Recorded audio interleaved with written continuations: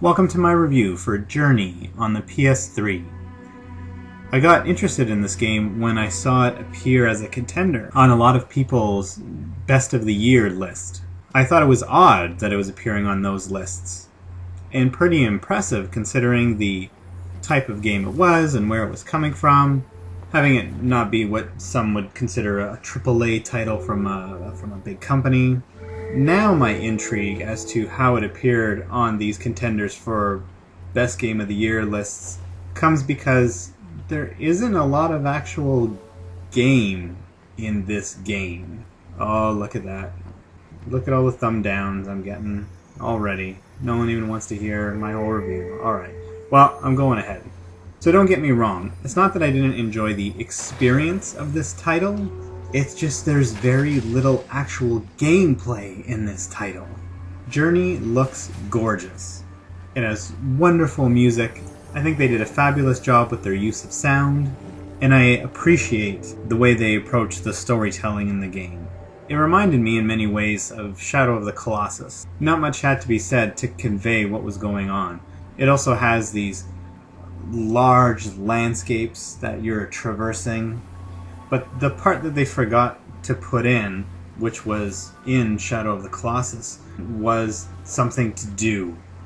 I'm not trying to discount any emotional aspect of the game, or say that there wasn't a lot of people that put in a lot of effort on other parts of the game, but actually having something to do, playing the game, that only takes up about 20% of the experience. There was so much potential on what could be done, and they did nothing. They did a few basic tricks that we've seen in platforming titles for decades, and those were pretty few and far between.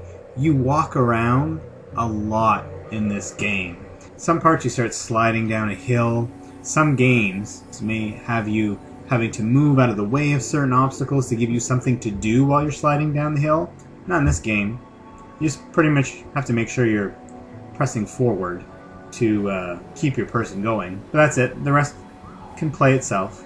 There was one area where it really started to feel like a game, and that's when you were hitting these switches, causing water to rise up to get you to another level, and then you would go up and then do a little bit of basic platforming. You hit another switch and the water level would come up some more, and you do it again and again to get to the top of this big room that you're in. But the gameplay elements that are used are so basic, and they're not fleshed out, and they're not made exciting or intense or captivating. They're just kind of there.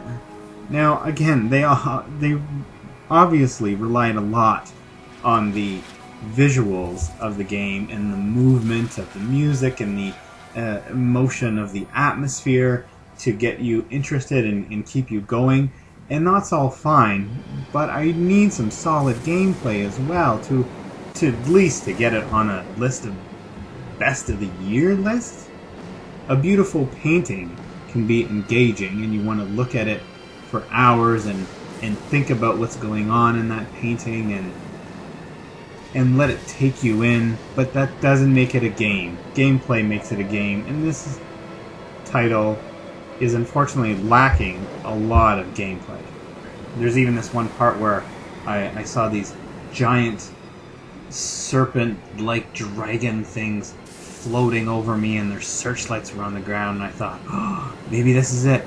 Maybe I'm going to have to get on the back of one of these things and take it down somehow, and it'll be an immense, and using skills to call other creatures over to you and have to cleverly and quickly traverse up these ribbons that let me jump higher, and nope, none of that. I just had to walk by them. That's it, just walk by. So much lost potential to make it a great game. It's a very good experience, but it's not a great game. There's so much of this title that can be played by just setting the controller down on the table and using one finger, or maybe your elbow, or maybe your nose, and just pushing up on the analog stick to make it progress.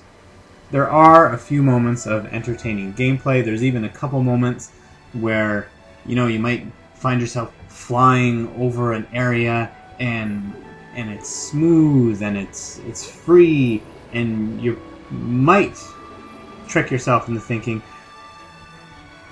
I'm like a bird. This is wonderful. But what you're really thinking is, finally, something to do.